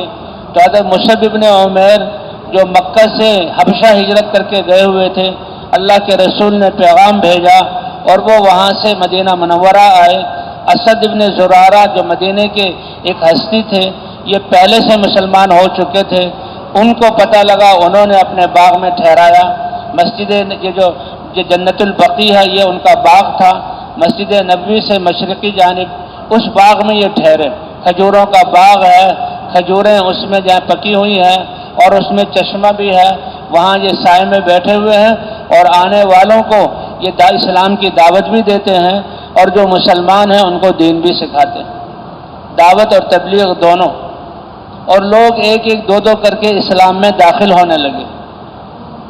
ان کے آنے کے بعد دوسرے سال 12 آدمی مدینہ منورہ کے مسلمان ہو کر موسم حج میں حضور کی خدمت میں حاضر ہوئے اور حضور کے ہاتھ پر اسلام میں بیعت کی اور حالات بتائے۔ اس سے اگلے سال 2 سال بعد تیسرے موسم حج میں 72 مدینے کے آدمی آئے اور یہ سب اسلام میں داخل ہو چکے تھے، اور یہ سب برکت تھی ان 6 نوجوانوں کے دعوت کو لے کر مدینہ جانے میں۔ تو یہ دعوت انبیاء کی امتیازی شان ہے، لیکن ختم نبوت کی وجہ سے اللہ نے اس امت کو دی، اس لیے حضور کے ہوتے ہوئے اور حضور کے دعوت دیتے ہوئے صحابہ نے بھی پوری جان دعوت دینے میں لگائی۔ یہ نہیں کہ حضور دعوت دیں گے، حضور کے جانے کے بعد صحابہ کے ذمے نہیں، ایک لا الہ الا اللہ محمد الرسول اللہ، یہ ایسا اتنا بڑا کلمہ، اتنا دولت والا کلمہ ہے، اللہ سے یہ اقرار ہے لا الہ الا اللہ میں، اے اللہ تیرے احکام پر مانیں گے، تیرے احکام کو مانیں گے، تیرے دین پر چلیں گے، یہ اللہ سے عہد ہے۔ اور محمد الرسول اللہ، یہ اللہ سے عہد ہے کہ ہم نے محمد صلی اللہ علیہ وسلم کو اللہ کا رسول مانا ہے، ان کے دین پر بھی چلیں گے اور ان کے دین کی دعوت بھی دیں گے۔ تو یہ اقرار ہے اللہ تعالیٰ سے، اس لیے انہوں نے دعوت شروع کی۔ دوسرے سال 12 آدمی آئے اور تیسرا جب حج کا موسم آیا تو 72 افراد مرد و عورت وہ حج کے لیے جو ہے موسم حج میں حضور صلی اللہ علیہ وسلم کی خدمت میں حاضر ہوئے۔ اور پھر انہوں نے لکھا، کیونکہ ان کو یاد تھا کہ اللہ کے رسول صلی اللہ علیہ وسلم نے کہا تھا کہ مجھے اپنے ساتھ لے جاؤ، لیکن یہ بڑے سمجھدار تھے، اے اللہ کے رسول ہماری لڑائی ہوتے ہوئے آپ جیسی ہستی کو کوئی نقصان نہ پہنچے، ہم آپ کو نہیں لے جائیں گے۔ لیکن اب لکھا کہ مدینے کے گھروں میں سے کوئی گھر ایسا نہیں رہا کہ جہاں اسلام پہنچ نہ چکا۔ تو یہ ہے بھائی دعوت کی تاثیر، اور دعوت دینے والے صحابہ کرام ہیں مدینہ منورہ میں، لیکن نتیجہ ہے حضور صلی اللہ علیہ وسلم کی دعوت کا۔ اور حضور صلی اللہ علیہ وسلم ان 2 سالوں میں خوب مدینے میں مکہ میں دعوت دے رہے ہیں، آپ بھی اور آپ کے صحابہ بھی، حتیٰ کہ حکم آ گیا کہ مکے جیسے شہر کو آپ چھوڑ دیں اور آپ ہجرت کر کے مدینہ چلے جائیں۔ اللہ کے رسول فرماتے ہیں کہ اللہ کے دین کے لیے وطن چھوڑنا یہ نبیوں نے بھی کیا، ہجرتیں نبیوں نے بھی کی ہیں، اور ہجرت اللہ کو اتنا پسند ہے کہ اللہ کا تکوینی طور پر نظام چلا کہ اللہ نے مجھ سے بھی ہجرت کروانی تھی اور مجھ سے بھی اپنا گھر اور اپنا شہر چھڑوانا تھا اس دین کے لیے، اور امت کے سامنے اس دین کے لیے نقل و حرکت کی عظمت کو بتلانے کے لیے، ظاہر کرنے کے لیے کہ اللہ نے مجھے مکے والوں میں سے بنایا، 53 سال میرے مکہ میں گزرے، میرا بچپن، نبوت سے پہلے 40 سالہ پاکیزہ زندگی اور نبوت ملنے کے بعد 13 سالہ محنت اور دعوت کا زمانہ یہ مکے میں گزرا، اور پھر اللہ نے فرمایا اے نبی تم بھی آخرکار ہجرت کرو اور مکے جیسے شہر کو چھوڑ دو اور ایمان والے بھی ہجرت کریں۔ ہجرت فرض کر دی گئی، ہجرت فرض کر دی گئی۔ بعض صحابہ وہ رک گئے کہ ہم ہجرت نہیں کرتے، تو عتاب آیا کہ یہ کیوں ہجرت نہیں کرتے؟ کیا اللہ کی زمین کشادہ نہیں ہے؟ مدینہ جو ہے وہ دارالاسلام بن چکا ہے، تو حضور صلی اللہ علیہ وسلم نے بھی ہجرت کی، لیکن ہجرت کرنے کے بعد صحابہ کرام اور حضور صلی اللہ علیہ وسلم انصار مدینہ، یہ مدینے کے ہیں، ان کے پاس چھوٹے چھوٹے باغات تھے، اور یہ پہلے اسلام کے آنے سے پہلے سارا وقت ان کا اور صلاحیت ان باغات میں لگتی تھی، لیکن یہ اتنے کم چھوٹے نقشے تھے کہ ان کا پورا نہیں پڑتا تھا اور ان پر قرضے رہتے تھے۔ اب مہاجرین کے آنے کے بعد اور پھر حضور صلی اللہ علیہ وسلم کے تشریف لانے کے بعد حضور نے صحابہ کو دین کی محنت میں لگایا، کمائی کا وقت کم ہو گیا اور خرچے زیادہ ہو گئے کہ انصار مدینہ پر مہاجرین، حضور صلی اللہ علیہ وسلم نے مہاجرین اور انصاری کے درمیان بھائی چارہ کروایا اور ان کے ذمے کیا کہ بھائی تم ان کا خرچہ اٹھاؤ، اور مدینے والوں پر ایک اور خرچہ کہ قبائل جب مدینہ آئیں تو ان کا یہ اکرام کریں اور واپس جائیں تو ان کو ہدیے کریں۔ خرچے کے جہاں دروازے بہت کھل گئے اور کمائی کا وقت پہلے سے بھی کم ہو گیا، لیکن رزق دینے والی ذات کس کی ہے؟ اللہ نے ان کو غنی کیا اور ان کے رزقوں میں برکت دی کہ صحابہ کرام اب کمانے کا وقت کم ہے، اپنی ذات اور اپنے خاندانوں پر بھی خرچ کر رہے ہیں، مہاجرین پر بھی خرچ کر رہے ہیں، آنے والے قبائل کی مہمان نوازی بھی کر رہے ہیں، اور ان کو واپس جانے کے بعد ان کو ہدیے بھی دے رہے ہیں کہ قبائل جب اسلام لا کر مدینہ، کیونکہ جب دعوت دی جاتی تھی قبائل کو، جو مسلمان ہوتا اس کو مدینہ بلایا جاتا تھا۔ مدینہ وہ بستی تھی کہ وہاں تفصیلی طور پر ان کو دین اسلام سکھایا جاتا۔ اللہ آج ہماری بستیوں کو بھی حضور کے زمانے کی مدینے کی بستی کی طرح بنا دے، ہماری مسجدوں میں بھی وہ اعمال سارے ایمان والوں کو ان اعمال پر کھڑا کر دے جو صحابہ مسجد نبی میں کیا کرتے تھے، ہمارے گھروں میں بھی وہ اعمال زندہ ہو جائیں جو حضور صحابہ کرام کے گھروں میں اعمال ہوتے۔ وہ کھانا پکانے والوں کے گھر نہیں تھے، وہ کپڑے اچھے کپڑے سینے والوں کے گھر نہیں تھے، وہ گھر کے جہاں اثاثے کو بہتر بنانے والے گھر نہیں تھے، وہ تو ایمان، اعمال، عبادات اور جہاں تعلیم والے گھر تھے۔ ان گھروں میں بھی وہی اعمال ہوتے تھے جو یہاں مسجد نبوی میں ہوا کرتے تھے۔ بچوں کی بھی دینی تربیت کی جاتی تھی، بچوں کی بھی دینی تربیت کی جاتی تھی۔ اللہ نے ان کے جانوں اور مالوں میں برکت دی کہ کمانے کا وقت کم ہو گیا اور خرچے ان کے بڑھ گئے، لیکن اللہ تعالیٰ نے ان کی جانوں اور مالوں میں برکت دی۔ لوگ پوچھتے تھے آنے والے قبائل سے کہ مدینے والوں نے تمہارا کیا انتظام کیا؟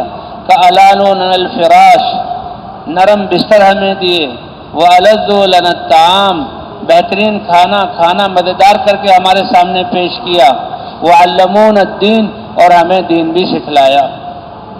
اور حضور صلی اللہ علیہ وسلم یہ 10 سال جو آپ نے یہاں گزارے ہیں مدینہ منورہ میں ہجرت کے بعد، نہ آپ خود بیٹھے ہیں اور نہ صحابہ کو بیٹھنے دیا۔ 120 سفر کروائے، لیکن 80 سفر پر تو اتفاق ہے، کیونکہ چھوٹے چھوٹے سفر مل جائیں تو کسی نے 100 کہا، کسی نے 120 کہا، وہ چھوٹے چھوٹے سفر بھی ہیں، لیکن بڑے سفر 80 ہیں جس میں صحابہ کو نکالا، اور 27 سفروں میں خود حضور صلی اللہ علیہ وسلم بھی نکلے۔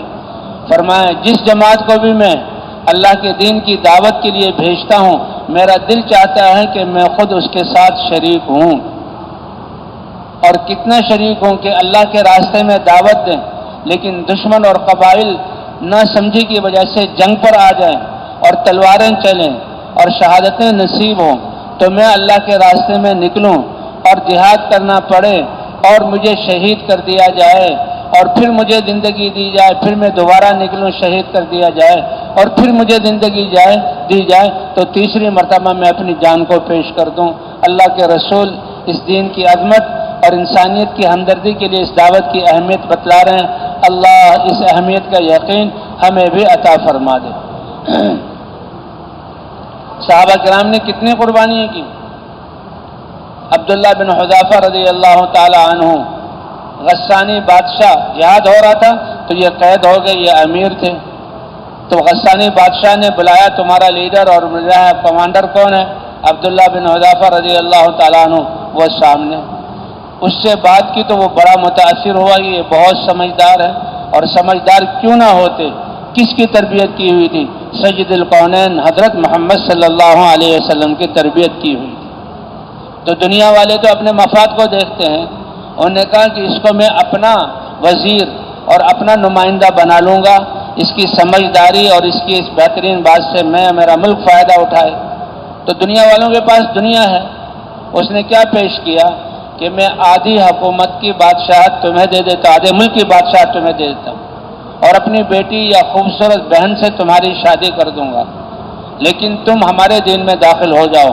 لیکن اللہ اکبر کہا، او بادشاہ کیا کہتے ہو، کتنی حقیر سی چیز پیش کر رہے ہو، یہ تمہارا چھوٹا سا ملک اور اس کا آدھا، یہ سارے عرب ممالک ہیں، یہ سب کے سب تم مجھے دے دو، بلکہ بات تو یہ ہے کہ پوری دنیا کی بادشاہت بھی دے دو، تب بھی میں حضور صلی اللہ علیہ وسلم کے مبارک دین کو پلک جھپکنے کی بقدر میں چھوڑنے کے لیے تیار نہیں۔ کسی چیز کا سب سے کم وقت اگر بتلانا ہو تو وہ پلک جھپکنا ہے، آنکھ بند کی اور کھول لی، کتنا وقت لگتا ہے؟ اس سے کم وقت کوئی ہے ہی نہیں، اس کی تقسیم ہو ہی نہیں سکتی، کہ اتنی دیر بھی میں، تو وہ اور حیران ہوا کہ اچھا ان لوگوں کے دل میں اپنے دین کی اتنی عظمت ہے، لیکن یہ تو عرب بدو ہیں، پھٹے پرانے کپڑے ہیں، اور جو ہیں زنگ آلود ان کے ہتھیار ہیں، تعداد ان کی بہت کم ہے، اور بہت کمزور ہیں یہ بھوک کی وجہ سے، ان کو نہیں پتا۔ تو اس نے جو ہے دیکھا کہ بھئی یہ لالچ سے جو ہے کیا کہتے ہیں کہ آدھی حکومت اور اپنی بیٹی سے یا بہن سے شادی انہوں نے رد کر دیا، کہا اچھا تو اب اس کو طاقت سے منواتے ہیں۔ اس کو نہیں پتا کہ اللہ کے رسول صلی اللہ علیہ وسلم نے ساری دنیا کی طاقت اور اسباب کی قوت سے ان کو جو ہے ان کے دلوں سے اس کی قیمت نکالی ہوئی ہے، اور اللہ کی عظمت اور بڑائی ان کے دلوں میں بٹھائی ہوئی ہے۔ جس کے دل میں اللہ کی بڑائی ہو تو ساری دنیا اس کے نزدیک مچھر کے دو پروں میں سے ایک پر کے برابر بھی نہیں۔ اللہ کے رسول صلی اللہ علیہ وسلم نے ہر موقع پر دنیا کی بے ثباتی کو بتلایا۔ ایک دفعہ حضور صلی اللہ علیہ وسلم ایک بستی سے باہر نکل رہے ہیں، وہاں کوڑی جہاں پر بستی والے اپنے جہاں گرد و غبار اور جہاں کباڑ کو پھینکتے ہیں اور ایک ڈھیر بن جاتا ہے، کوئی مرغی کا بچہ، کوئی خرگوش کا بچہ، کوئی بکری، تو وہ بھی وہاں ڈال دیتے ہیں۔ تو اسی طرح گزر رہے تھے اس کوڑے کے پاس سے، آپ صلی اللہ علیہ وسلم نے دیکھا کہ ایک بکری کا بچہ مرا ہوا اور اس کے چھوٹے چھوٹے کان ہیں وہ پڑا ہوا ہے۔ اللہ کے رسول نے اس موقع کو جہاں استعمال کیا، فرمایا اے میرے صحابہ دیکھ رہے ہو یہ بکری کا مرا ہوا بچہ؟ کہ جی ہاں۔ تم میں سے کوئی تیار ہے کہ اپنی جیب سے ایک درہم نکال کر مجھے دے دے اور بکری کے بچے کو لے لے؟ یا رسول اللہ، عرب حضرات بکری کو چرانے والے اور بکری کی قسموں کو سمجھنے والے تھے۔ یا رسول اللہ، یہ بکری کا بچہ اگر زندہ ہوتا تو کان چھوٹے ہونا یا کٹے ہوئے کان والا ہونا یہ عیب ہے، تو بھی ہم ایک درہم میں اس کو لینے کے لیے تیار نہیں تھے، کہ جائے کہ آپ مردہ کی قیمت لگا رہے ہیں۔ فرمایا اچھا یہ اتنا بے حیثیت ہے تمہارے دلوں میں، تو سن لو دنیا تمہارے رب کی نظروں میں اس سے بھی زیادہ بے حیثیت ہے، لہذا جو دنیا کو نسب العیب نہ کر چلے گا وہ کتنا نادان اور کتنا ناسمجھ انسان ہے۔ دنیا کو ہم نے سامنے رکھ کر نہیں چلنا، ہم نے تو اللہ اور اللہ کے رسول اور اللہ کے دین کو سامنے رکھ کر چلنا ہے۔ تو اس طرح بھائی صحابہ کرام تھے، دین کی دعوت دینے والے اور جان اور مال کو لگانے والے۔ 10 سال میں حضور صلی اللہ علیہ وسلم نے 120 سفر جو ہیں ان کے کروائے، 27 سفروں میں حضور صلی اللہ علیہ وسلم خود بھی ساتھ گئے، اور اللہ نے ان کے لیے ان کا ذکر قرآن میں کیا، من المؤمنین رجال صدقوا ما عاهدوا اللہ علیہ فمنهم من قضى نحبه ومنهم من ينتظر، کہ ایمان والوں میں ایسے لوگ ہیں جی ہاں کہ اللہ سے جو وعدہ کیا ہے اے اللہ تیرا ہی حکم مانیں گے اور سب کچھ تیرے حکام پر لگا دیں گے، اور محمد صلی اللہ علیہ وسلم کی اتباع کریں گے، کہ ایمان والوں نے اس وعدے کو سچا کر دکھایا، اور آواز لگنے پر کیونکہ ایک آواز لگتی تھی یا خیل اللہ ارکبی، اے اللہ کے شہ سواروں سوار ہو جاؤ، تو صحابہ اسی وقت جہاں اللہ کے راستے میں نکل جاتے۔ ایک موقع پر فرمایا رات کا وقت تھا، حضور صلی اللہ علیہ وسلم نے صحابہ کی تشکیل کی۔ رات کا وقت اس زمانے میں کہ اس زمانے میں دیوں ہی کی گھروں میں روشنی ہوتی تھی، اور علاقہ جہاں نشیب و فراد اور جھاڑیوں والا تھا، اور ان میں سانپ اور بچھو اور طرح طرح کے اور موذی جانور تھے۔ اب رات کے اندھیرے میں نکلنا خطرے والی بات ہے۔ صحابہ کرام نے اتنا ہی عرض کیا یا رسول اللہ، اگر آپ اجازت دیں رات ہم گھروں میں گزار لیں، اور پھر وہ جو ہے تہجد کے وقت نکلتے تھے، جب صبح صادق ہونے لگتی تھی اس وقت کیونکہ روشنی ہو جاتی ہے، تاکہ ٹھنڈ میں اور جو ہے روشنی میں گرمی سے پہلے کیونکہ دوپہر 10-11 بجے کے بعد پھر سورج بھی آگ برساتا تھا، پہاڑ بھی جو ہے گرم ہو جاتے تھے، اور صحرا اگر ریت ہے تو وہ بھی بہت گرم ہو جاتی تھی، اور وہ تو جانوروں پر یا پیدل سفر کرتے تھے، وہ بس کی بات نہیں تھی، اس لیے جو ہے وہ جلدی سفر کرتے تھے۔ یا رسول اللہ اگر آپ اجازت دیں تو رات گھروں میں گزار لیں اور صبح ہم سفر کریں۔ صبح کا مطلب 8-9 بجے نہیں ہے، وہ تو پھر آگے سفر کرنے کا وقت اور حالت ہی نہیں رہتی، تہجد کے وقت۔ تو حضور صلی اللہ علیہ وسلم نے فرمایا اے میرے صحابہ، کیا تم یہ نہیں چاہتے کہ تمہاری یہ رات بھی جنت کے باغوں میں گزرے؟ تمہارا اللہ کے راستے میں نکلنا یہ جو ہے جنت کے باغوں کی سیر ہے، کہ اس نکلنے کی وجہ سے اللہ تمہیں جنت کے باغ عطا فرمائیں گے۔ صحابہ سمجھ گئے اور اسی وقت اللہ کے راستے میں نکل گئے۔ تو بھئی بات چلی تھی امتحان کی، اور بات چلی تھی قربانیوں کی، اور ابراہیم علیہ السلام سے قصہ شروع ہوا تھا کہ ابراہیم علیہ السلام نے کیسی قربانی دی، اور اللہ تعالیٰ فرما رہے ہیں کہ ہم نے جو امتحان بھی ابراہیم علیہ السلام سے لیا وہ اس میں پاس۔ جان دینے کا موقع آیا تو جلتی ہوئی آگ میں اپنے آپ کو فرشتے بھی آ گئے تو فرشتوں سے مدد نہیں لی۔ کہا اگر اللہ نے حکم دیا ہے تو یہ تمہارے اللہ کا معاملہ ہے، بہرحال مجھ سے پوچھتے ہو تو میں حسبی اللہ، میرے لیے میرا اللہ کافی ہے۔ اللہ اس آگ میں ڈل کر مجھے راکھ بنانا چاہیں تو مجھے منظور ہے۔ اس بیان کو پوری امت تک پہنچانے کے لیے ہمارے ساتھ معاونت کریں اور ہمارے چینل کو سبسکرائب کریں۔ جزاک اللہ خیرا۔ سلام علی ابراہیم۔ کہتے اللہ تعالیٰ نے جو پچھلی امتوں کی اور پچھلی قوموں کی نبیوں کی اس میں ہوتے ہوئے مدد کی، یہ امت کیونکہ نبیوں کے کام والی ہے، اس امت کے ساتھ بھی اللہ نے وہ مددوں کا اظہار کیا جو نبیوں کے ساتھ کیا تھا۔ اگر موسیٰ علیہ السلام کے لیے دریا یا سمندر میں 12 راستے بنے ہیں، تو صحابہ کرام کی تاریخ ہے کہ پانی کے جاری ہوتے ہوئے 4 دفعہ صحابہ نے پانی کے اوپر سے اپنی سواریوں کو گزارا ہے۔ حضرت ابراہیم علیہ السلام کو اللہ نے، وہ تو اللہ کے رسول، اللہ کے خلیل، وہ تو نبی ہیں، لیکن اللہ نے صحابہ کے ابو مسلم خولانی ایک تابعی ہیں، صحابی بھی نہیں ہیں، تابعی بھی ہیں، اور اسود عنسی ایک جھوٹا نبی، اس نے جو ہے نبوت کا دعویٰ کیا، اور یہ پکے اسلام والے تھے، اللہ اور اللہ کے رسول پر ایمان لانے والے۔ تو اس کو پتہ لگا کہ میرے قبیلے میں سردار میں ہوں، اور اس نے کہا نبوت یہ بہت بڑا عہدہ ہے اور لوگ تابع ہو جاتے ہیں، یہ نہیں پتہ کہ یہ نبوت تو اللہ کی طرف سے ایک ذمہ داری ہے، اور اللہ جو ہے فرشتوں میں سے بھی اپنا پیغام پہنچانے کے لیے جس کو چاہیں پسند کریں، جیسے جبرائیل علیہ السلام کو پسند کیا، اور اللہ نے انسانوں میں سے آدم علیہ السلام سے لے کر حضرت محمد صلی اللہ علیہ وسلم تک ایک روایت کے مطابق 16 لاکھ انبیاء اور رسول، اور ایک یہاں روایت کے مطابق 2 لاکھ انبیاء کو چنا۔ یہ اللہ کا کام ہے، اللہ چنتے ہیں، اور اللہ ہی نے حضور صلی اللہ علیہ وسلم پر نبوت کا دروازہ بند کر دیا۔ فرمایا میری اور تمام انبیاء کی مثال، سب کے مجموعے کی مثال ایک خوبصورت عمارت کی طرح ہے۔ ہر نبی اس عمارت کی خوبصورت اینٹ ہے۔ آدم علیہ السلام سے اس کی ابتدا ہوئی، شیش علیہ السلام، ادریس علیہ السلام، نوح علیہ السلام، انبیاء آتے رہے اور اینٹیں اس میں لگتی رہی، عمارت پوری ہوتی رہی۔ کہ میری تشریف آوری سے پہلے پوری عمارت بن گئی اور ایک اینٹ کی جگہ رہ گئی، اور مجھے بھیج کر اس کو بھی پورا کر دیا۔ اب انبیاء کی ضرورت نہیں، میں خاتم النبیین ہوں، لا نبی بعدی، اور میرے بعد کوئی نبی نہیں ہے، تو لہذا تم بھی آخری امت ہو اور تمہارے بعد کوئی امت نہیں۔ اے میری امت، دنیا میں آنے میں تم سب سے آخر میں ہو، لیکن جب قیامت میں جنت کی صفیں لگیں گی تو جنت میں جانے میں تم سب سے آگے ہو۔ اللہ نے نبیوں پر جنت میں داخلے کو روکا ہوا ہے۔ سب تمام پہلے انبیاء ہی داخل ہوں گے، لیکن کھلے گا کس کے لیے دروازہ؟ اور سب سے پہلے کون داخل ہوگا؟ حضرت محمد صلی اللہ علیہ وسلم، باقی انبیاء۔ کتنی بڑی عزت کی بات ہے۔ اور کہا امتوں میں سے امتوں پر حرام کیا ہے جنت میں داخلہ، مگر یہ کہ میری امت آئی آخر میں ہے لیکن داخل ہوگی سب سے پہلے۔ یہ کس وجہ سے؟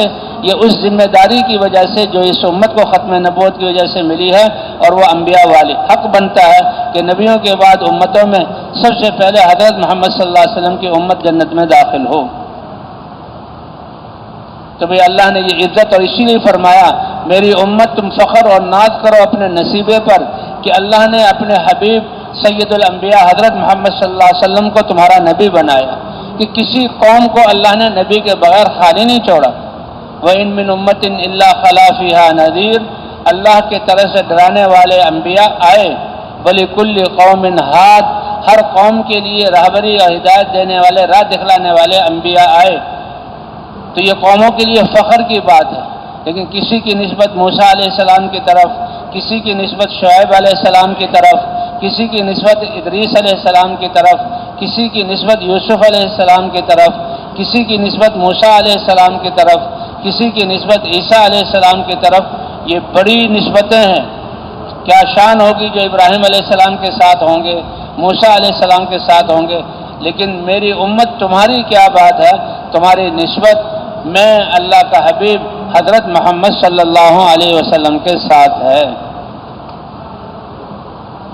فرمایا جب تمہیں نسبت اور عزت دی میری جو ہے امت میری نبوت کی وجہ سے، تو میں سید الانبیاء ہوں۔ اللہ نے میرے ساتھ بھی کیا معاملہ کیا کہ امتوں میں سے سب ایسی امت جو سب سے زیادہ اللہ کو پسند ہو، ایسی امت جس کو اللہ نے چنا ہو، اور ایسی امت جس کو اللہ نے چھانٹا ہو۔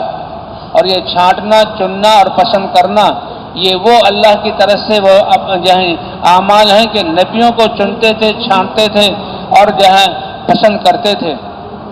تو اس امت کو بھی پسند کیا، کیوں کہ اس امت کو نبیوں والے کام کے لیے هو اجتباکم، اللہ نے تمہیں چنا ہے، وسماکم المسلمین، اللہ ہی نے تمہارا نام مسلمان رکھا ہے، اور اللہ ہی نے تمہارے لیے جمعے کا دن عبادت کے لیے متعین کیا ہے، اور اللہ ہی نے تمہارے لیے 2 عیدیں رمضان کی اور یہ بقرعید کی عید بنائی ہے۔